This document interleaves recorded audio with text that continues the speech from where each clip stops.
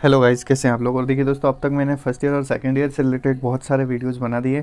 अब मैं आपके लिए पीडीएस साइकेट्रिक और एमएसएन से रिलेटेड जो भी टिप्स है, एग्जाम प्लानिंग से और इंपॉर्टेंट क्वेश्चन है, वो आपके साथ अब शेयर करूंगा। अब देखिए, जैसे कि अपन बात करें तो अपने पास अभी 7-8 दिन पड़े हैं एग्जाम के लिए, ठीक है। तो ये एनफ दिन है कि भाई इसमें अपन अपना एक रिवीजन कर सके, इसलिए मैं अब तक वीडियो बना नहीं रहा था। चलिए, तो मैं आपको एक बार अब सारे जो थर्ड ईयर का करिकुलम है उसको एक बार समझा के आपको एक आइडिया दे देता हूँ कि भाई आपको किस टाइप से प्लानिंग करनी है अपनी इन तीनों सब्जेक्ट से रिलेटेड, और ये सब्जेक्ट आपके लिए कितना टफ हो सकते हैं और कितना इजी हो सकते हैं। तो वो सारी प्लानिंग्स हम करते हैं और फिर मैं आपको आज एमएसएन के क्वेश्चंस भी बता दूंगा। तो चलिए अपन बात करते हैं भाई बीएससी नर्सिंग पार्ट थर्ड की। अब यहाँ पे देखें तो भाई अपने पास 3 सब्जेक्ट है। तीनों में से देखिए दोस्तों, अभी आपका एमएसएन का एग्ज़ाम सबसे नज़दीक है, तो आपको कम से कम इसको 3.5 दिन देने हैं, वो भी एंड के, मतलब कि 27, 28, 29, 30 वाले दिन, ठीक है।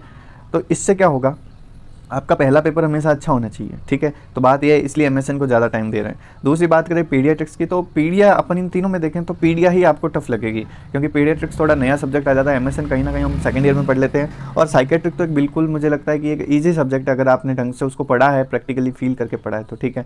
अब अपन बात करें तो भाई साइकेट्रिक को आपको एक दिन रिविजन के लिए देना है। साइकेट्रिक में क्या है कि भाई मोटा मोटी मतलब आप उठा के देखोगे तो 15 डिजीज है जिसके आसपास क्वेश्चन आते हैं, और उन 15 डिजीज को आप मतलब उसमें से 10 डिजीज भी आप प्रिपेयर कर लेते हो, तो अभी 5 आप बाद में कर लोगे तो अभी कोई दिक्कत वाली बात नहीं है। तो साइकेट्रिक में आप इजीली पास हो जाओगे।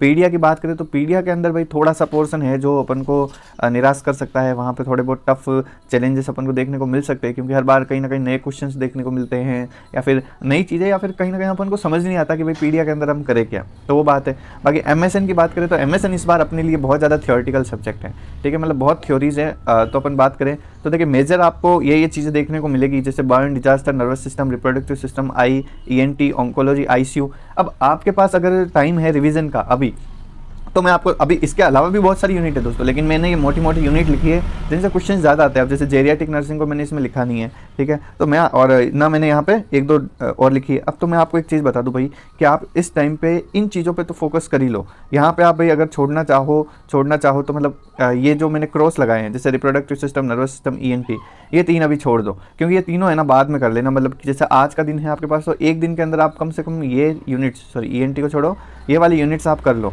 इससे फ़ायदा क्या होगा भाई कि ये ज़्यादातर थियोरेटिकल्स पोर्शन है, और कहीं ना कहीं आपको इन तीनों जो क्रॉस लगाया है इसके अंदर आपको ज़्यादा स्टफ कंटेंट, ज़्यादा वाइड कंटेंट दिखेगा, जो रिपीट कम होता है। बाकी ये कॉमन क्वेश्चन है भाई, बर्न का पूरा क्वेश्चन आता है, डिजास्टर का पूरा क्वेश्चन आता है, ठीक है, ऑन्कोलॉजी लगभग हर बार आती है, और आईसीयू का आएगा तो पूरा आएगा, ठीक है। आई डिसऑर्डर में 3 डिसऑर्डर है भाई, ग्लूकोमा, कैटरेक्ट और वो रेटाइनल डिटैचमेंट, है ना। इन 3 को आप पढ़ लोगे तो आई से रिलेटेड आपका काम हो जाएगा। बाद में आई के टेस्ट आते हैं तो वो उसके डायग्नोस्टिक इवैल्यूएशन में आप पढ़ लेते हो। तो यह है, नर्वस सिस्टम बहुत वाइड है भाई, बहुत लंबा है, तो इस वजह से आप इनको अभी मतलब कि पहले इन थियोरेटिकल पोर्शन को प्रिपेयर कर लो, जहाँ से आपके बड़े बड़े क्वेश्चंस डायरेक्ट बनते हैं पूरी पोर्शन से, फिर आप अंदर की चीज़ों पर जाइए जो कम रिपीट होती है। और अगर अपन चाइल्ड हेल्थ नर्सिंग की पीडियाट्रिक्स की बात करें तो भाई milestone, IMNCI, neonatology, disease portion, behavioural disorder, introduction, तो मैं आपको एक चीज़ सजेस्ट करूंगा। माइलस्टोन्स में आपको दिक्कत आएगी, ठीक है, माइलस्टोन्स आपको याद नहीं होंगे, ठीक है। नियोनेटोलॉजी आपको दिक्कत करेगी, आपको ये लंबी लगेगी, इसमें रिपीटेड क्वेश्चंस कम मिलेंगे, तो मैं आपको सजेस्ट करूंगा आप आईएमएनसीआई, उसका डिजीज पोर्शन, बिहेवियरल डिसऑर्डर जो वेरी इजी है, और इंट्रोडक्शन, ये 4 पॉइंट पहले कवर कर लो। बाद में आप नियोनेटोलॉजी और माइलस्टोन्स पे जाओ भाई, ठीक है। और भी इसमें चीज़ें हो सकती है अंदर की चीज़ें, तो वो अपन बाद में जब इंपॉर्टेंट क्वेश्चंस डिस्कस करेंगे तब मैं आपको बता दूंगा।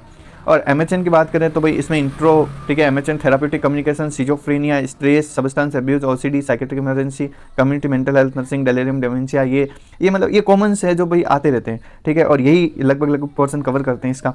तो मैं आपको सजेस्ट करूँगा आप 1-2 delirium dementia, anorexia nervosa, psychiatric emergency, substance abuse, schizophrenia, mood disorder, ठीक है, मूड डिसऑर्डर इंपॉर्टेंट है भाई।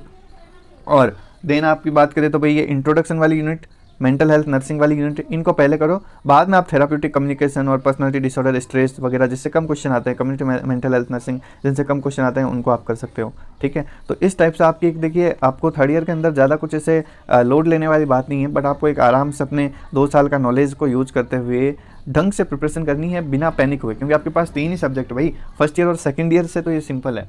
हालांकि स्पेशलाइज सब्जेक्ट है तो कहीं ना कहीं भाई इनके अंदर भी बहुत सारी कैटेगरीज होती है, तो अगर आप मतलब देखोगे तो पढ़ने के लिए तो इसमें बहुत कुछ है ना। ऐसे भी है भाई मैंने साल भर पढ़ी इनको फिर भी अभी ख़त्म नहीं हो रही है, ऐसा भी है, ठीक है। और कोई ऐसे भी है भाई जो 1 महीने में भी कंप्लीट कर सकते हैं, मतलब 1 महीने में मैंने देखा है कि भाई कंप्लीट कर सकते हैं अपन इनको, ठीक है। तो वो बात है, तो इस टाइप से आपकी प्लानिंग होनी चाहिए। बाकी देखिए पीडियाट्रिक्स पे थोड़ा याद करने पे फोकस करिए, मेंटल हेल्थ नर्सिंग आपको अच्छे मार्क्स दिलवाने में हेल्प करेगी। और कहीं ना कहीं एमएसएन के अंदर जैसे कि जो चीज़ें हैं, जैसे डिजीज पोर्शंस हैं, वो आप डंका लिख के आओगे, कुछ ये जो थ्योरेटिकल यूनिट्स है उनको सही से प्रिपेयर करोगे तो कहीं ना कहीं आपको नंबर अच्छे मिल जाएंगे, ठीक है। तो चलिए अब अपन एमएसएन के इंपॉर्टेंट क्वेश्चंस की बात करते हैं।